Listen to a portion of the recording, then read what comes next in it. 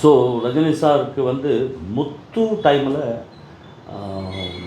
அதாவது அவருக்கு டப்பிங் வாய்ஸ்க்காக தெலுங்கு லாங்குவேஜ்க்காக தேடிட்டு இருக்கிறது எனக்கு ஒரு ப்ரொடியூசர் ப்ளஸ் ஒரு ரைட்டர் ராமகிருஷ்ண சார்னு சொல்லி நிறைய படம் பெரிய படங்களெல்லாம் அவர் தான் எழுதுவார் தெலுங்கு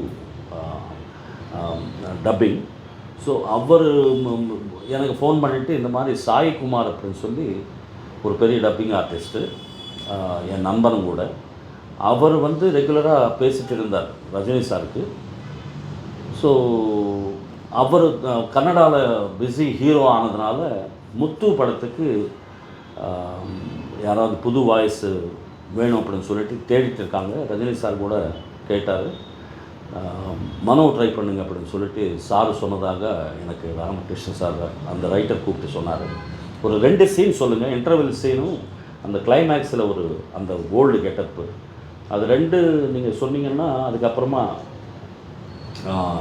அவங்களுக்கு பிடிச்சா சந்தோஷம், கொடுக்கலன்னா கோச்சக்கூடாது நீங்கள் அப்படின்னு சொல்லிட்டு எனக்கு இன்ஃபர்மேஷன் கொடுத்துருந்தாங்க. ஸோ ரஜினி சாருக்கு வந்து வாய்ஸ் கொடுக்குறதுன்றது அது ஒரு பெரிய பாக்கியம் இல்லையா?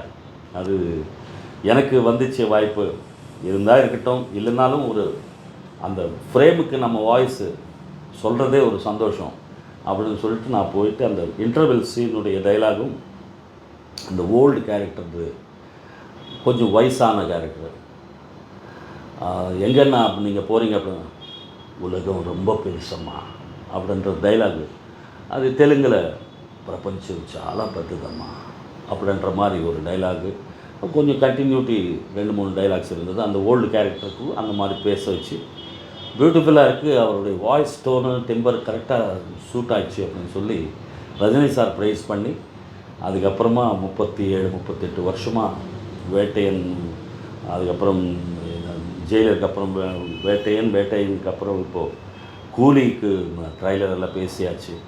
So great experience.